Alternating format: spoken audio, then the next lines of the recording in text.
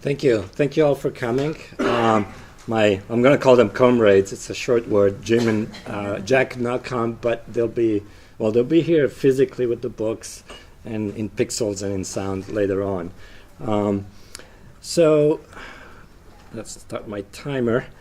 And I'm just going to give you a little synopsis of the abstract because that actually helps me remember what I have to say. So a physical book has got 3 dimensions. And the question is, well, does that matter? The writer might not care because he wants readers to read his book. The printer maybe cares. And other functions used to be all in one person. You know, Manuntius was a publisher, printer, sometimes he was a writer. And that's what actually Jack Staffaker is today. He's sort of a Manuntius of the 21st century. So there's many angles coming at sort of in this paper. One is Kevin Lynch, who is an urban planner. He wrote a book called The Image of the City, where he talked about how you can image the city in your mind through the various elements. Another element is the fact that the visual, we're all visual, but visual is always verbal and is always temporal. You always need time, even if something is presented to you instantly. So this unlikely meeting of Jack Staffaker from San Francisco, a printer, Alan Baddeley, who actually is in New York, and I had the pleasure of meeting 2 days ago. They look quite similar. He's a psychologist. So what happens when we look at pictures, we actually name them because we subvocalize them. So we're not only when we're reading, but when we're seeing images, we're always naming objects, so there is always a verbal component. The reverse is true in literature. When you have metaphors, metaphors are always concrete. They're always using things, and that creates, creates sound and creates words. Now, the spatial, again, is always temporal, even if they're all at once, and it helps to create mental maps. Now, when I was my first year of high school, I convinced my mom to pay every week for this one little section of a art encyclopedia. And then at the end of like 2 years, I had these massive sections and I needed to bind them, and I didn't have money to bind, so I tried to make one, and I actually bound one without knowing how to bind books. So later on, I realized, well, not so much later on, about 3 or 4 years later, I realized, well, there's actually a system. So something about the affection for an object, the book, that it was different once I knew how it was put together. So again, a book is physical, a printed book. Let's just call it a printed book. It's a little easier than physical because it has 3 dimensions, and the screen only has 2 dimensions. The screen is also very elastic. The number of pages can change if you change the font size, for example. In a physical book, usually the pages on the left and the pages on the right, by the thickness, you can tell more or less where you are. In a digital book, it always looks the same. There's also this issue about the relationship with devices. Clifford Nard, who unfortunately just died out of Stanford University, has experimented or has analyzed multitasking. And of course, Sherry Turkle, who in her course of her career has gone from loving computers to really saying they're a problem now, or devices are a problem. We cannot be alone anymore. We cannot experience solitude, especially kids. So the fixed linear character of a book helps memorize the wrong word, but create a mental image. So the physical elements, of course, could be bookmarks in various guises, but actually something that's not physical, it's more like an abstraction, or it's the structure, is that the fact that the words are exactly in that position throughout the book, the sentences and the pages, is what's very helpful for the memorization, the creation of the mental image. It doesn't change. I mean, sure, there's going to be new editions, but each new edition is going to be fixed. A digital book, on the other hand, is very elastic, and so it's kind of a constantly moving target. So the image of the book is, of course, based on The Image of the City by Kevin Lynch. He had this idea that the elements in a city, the main elements would be paths, would be boundaries, would be districts, would be nodes, and would be landmarks. And so all these elements put together, and he analyzed different cities. In his book, he looked at Jersey City, he looked at Los Angeles, and he looked at Boston. But he has this really idea, and that's a psychological thing. Okay, what's the city for me, and where is this place, and where is that other place?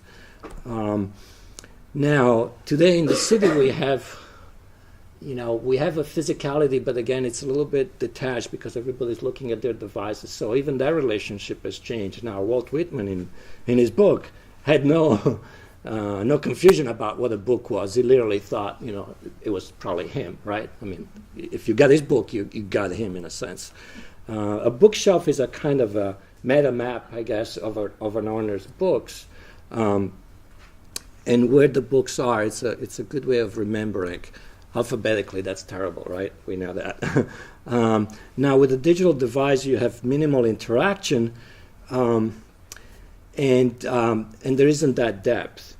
Okay, George Miller is really probably the most important psychologist in terms of how memory, the study of memory, evolved. However, Hermann Ebbinghaus in 1885 figured out, just testing himself, that if you cram, you're going to know better tomorrow, but in a week you'll have forgotten everything. So the terms distributed practice and learning curve actually come from that time. Bartlett, who was at Cambridge, wrote a book more about the sociology of remembering, how we put things in. George Miller figured out that you can only keep things in a very short time. What do we call short-term memory? Alan Battle is at York now. He's the most prominent fellow in memory, and Daniel Willingham is an education, a teacher. So this is how his article began, and he basically said, no matter how we test, there's only about 5, 6, maybe 7 things we can remember. And they tested for sounds, points on a screen, until, it fades, if you go beyond that. So we have this window of working memory, which again used to be called short-term memory. And people think, oh, that's like I went into the other room and now I don't remember. And that's like maybe 30 seconds. Well, actually, it applies when you read the text, it's always at work.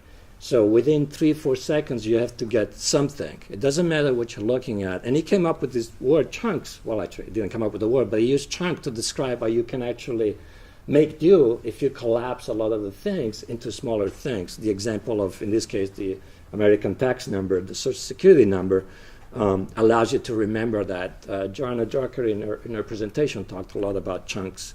Now, for Lynch, a locality can be defined as a chunk. In other words, I know there's this neighborhood and there's that other neighborhood. So you collapse a lot of elements into very discrete things. And these things can be very small. I mean, we know the atom is not so small, or a very sort of narrow concept and a larger concept like World War II.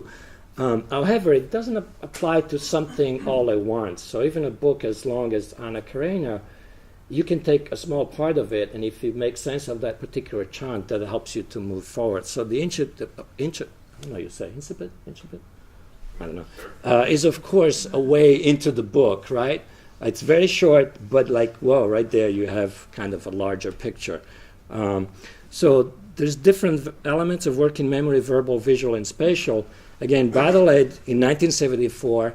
And he's a charming guy because, hey, everybody's trying these experiments, they're repeating, and it turns out, they're getting the same results. So this rather complex diagram shows how there's different components. But really, for our purposes here, we want to focus on the fact that there is 2 separate components for your visual and your spatial memory, and for your oral and verbal memory. And the main thing to remember is that you can actually do 2 tasks, or a task that requires the 2 separate things quite well. But if the task requires 2 of the same, both visual or both verbal, it's a problem. It recalls this episode when he was driving the car in California.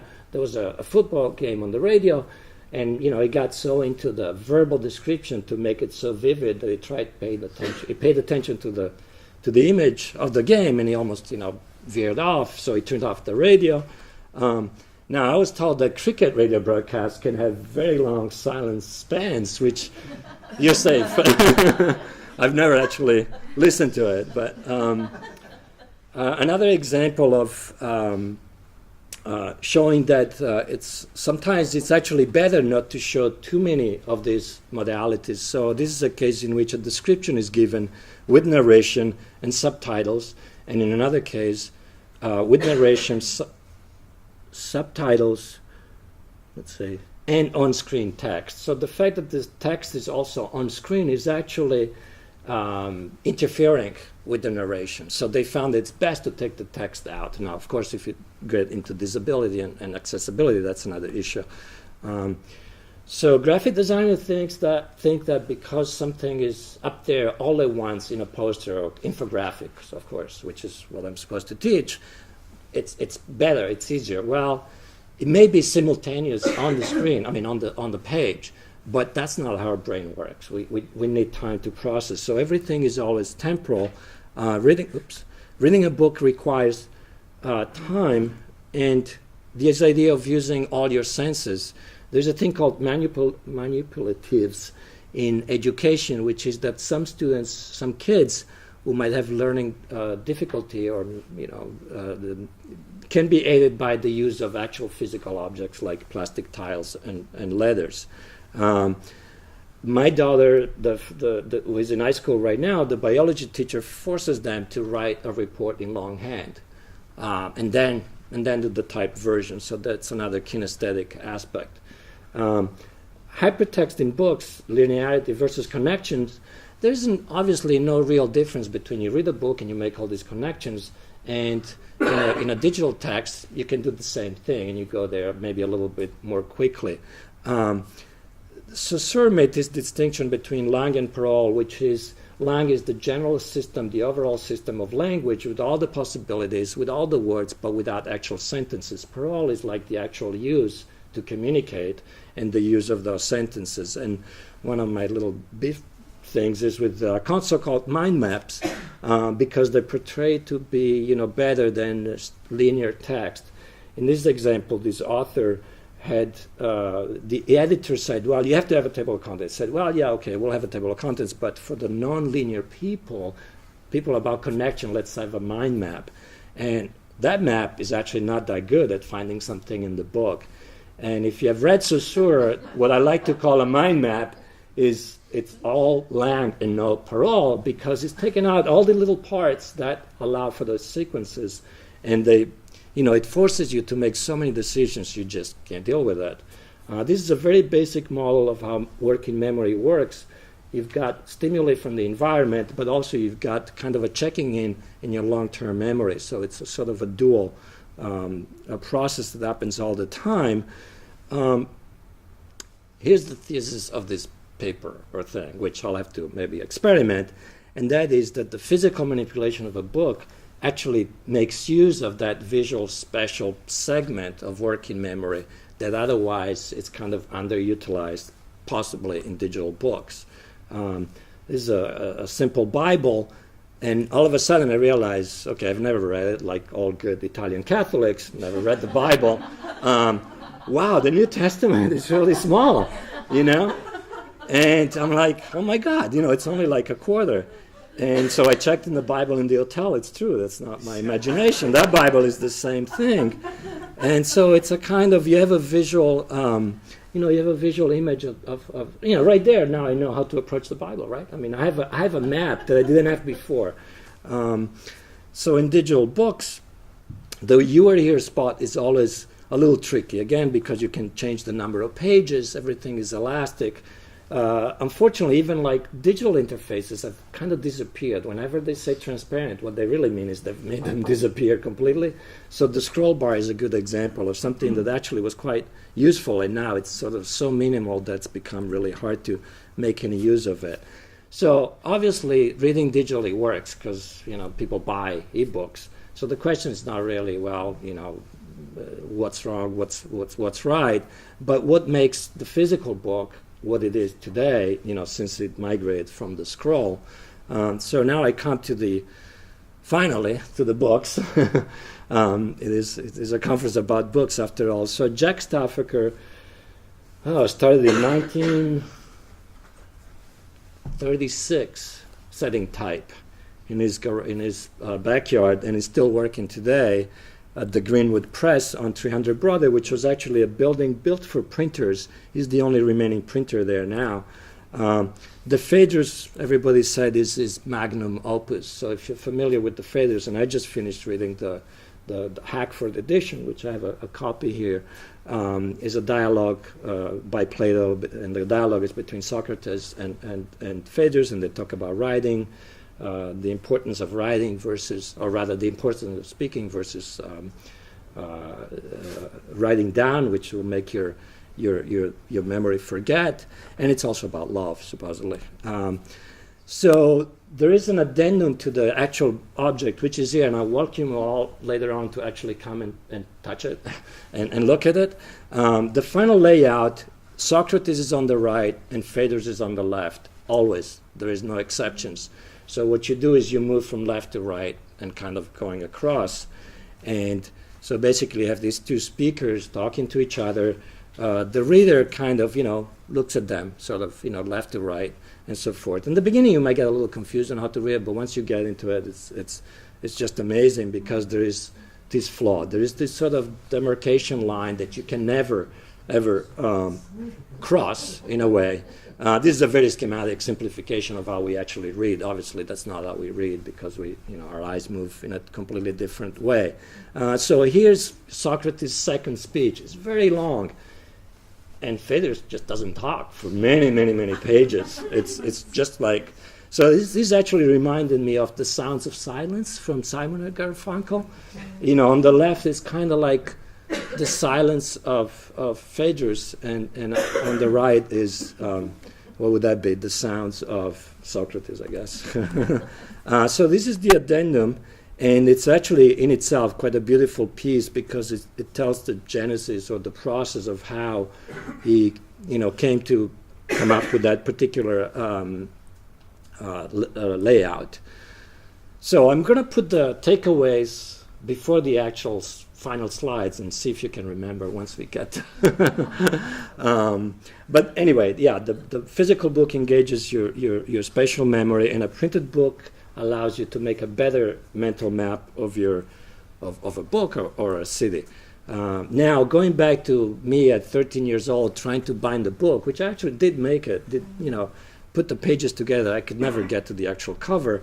I do sometimes do bookbinding workshops with my students, and when they make a book, they're like, wow, but that's just like anything, right? If you don't know how it works, then it becomes amazing. It becomes like, wow, I discovered America. So, I always smile when I think about myself making this book, in the first class of high school. And so I'm hoping that my students will, kind of smile when they, remember making their first book. This is just some shots of the book in the hands of Jack. This is us. Jim Ferris set the type for the entire book. Throughout the course of a year, Jack printed it. And now I'd like to show a little, if I can, let's see, a little clip of Jack. Yes, it's just 1 minute long. Each page after page with Jim working on it, talking about it. But once we set the measures, we kept to that and allowed the discourse have its own organic voice. That's it, what I think. Yeah, and some are short, some are long, and out of that, I think the Phaedrus becomes a new experience in reading it with the framework of that long, oblong shape and the soft one-size type, and nothing to stir, only the space around it. That's all I can say. Oops. There you go. Thank you. That was it.